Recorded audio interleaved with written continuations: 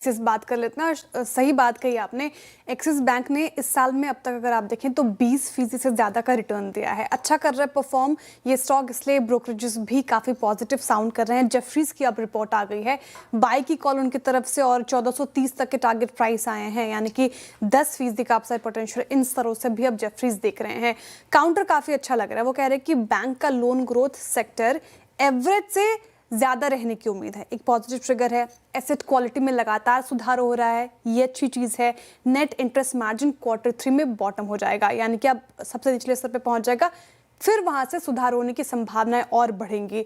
Bank की valuation काफ़ी सस्ती लग रही है और अट्रैक्टिव भी है, और फाइनेंशियल ईयर 27 के हिसाब से देखें तो सिर्फ 12 टाइम्स PE पर ट्रेड कर रहा है, तो वैल्यूएशन वाइज भी अट्रैक्टिव है, अच्छा भी परफॉर्म कर रहा है और आगे सुधार भी संभव है, इसलिए एक्सिस बैंक रडार पर।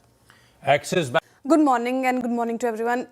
इन्फी पे जेफरीज की रिपोर्ट आई है फिर से, और काफ़ी पॉजिटिव इन्फोसिस को लेकर वो साउंड कर रहे हैं। खरीदारी की राय इन लेवल्स पर। टारगेट प्राइस की बात करें तो 1700 रुपये प्रति शेयर का टारगेट प्राइस, यानी कि 10% का अपसाइड इन्फोसिस में भी जेफरीज को नजर आ रहा है।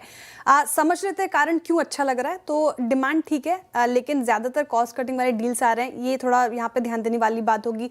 कमज़ोर ग्लोबल मैक्रो है और AI के चलते डिफ्लेशन नियर टर्म में थोड़ा असर डाल सकता है, लेकिन अगर आप बात करें तो कंपनी ये मान के चलती है कि लॉन्ग टर्म में जिस तरीके से AI इम्बाइब कर रही हैं सारी कंपनियां, वो लॉन्ग टर्म पर्सपेक्टिव से काफ़ी अच्छी होगी, तो ये चीज़ पॉजिटिव रहेगी। रेवेन्यू पर एम्प्लॉय अगर आप देखें तो ये बढ़ रही है, प्राइसिंग सुधर रही है, साथ ही थर्ड पार्टी खर्च भी अब कम हो रहे हैं, इससे मार्जिन को सपोर्ट मिलेगा। साथ ही फाइनेंशियल ईयर 26 में अगर आप देखें फ्री कैश फ्लो कन्वर्जन 100% से ऊपर रहने की उम्मीद है, ये भी अंडरलाइन की बात जेफरीज ने। तो ये तमाम चीज़ें फिलहाल इन्फोसिस को अच्छा पसंदीदा स्टॉक बना रहे हैं, इसलिए ये भी रिटायर पर रखा है। बिल्कुल पसंद कर रही है इस पर्टिकुलर काउंटर को।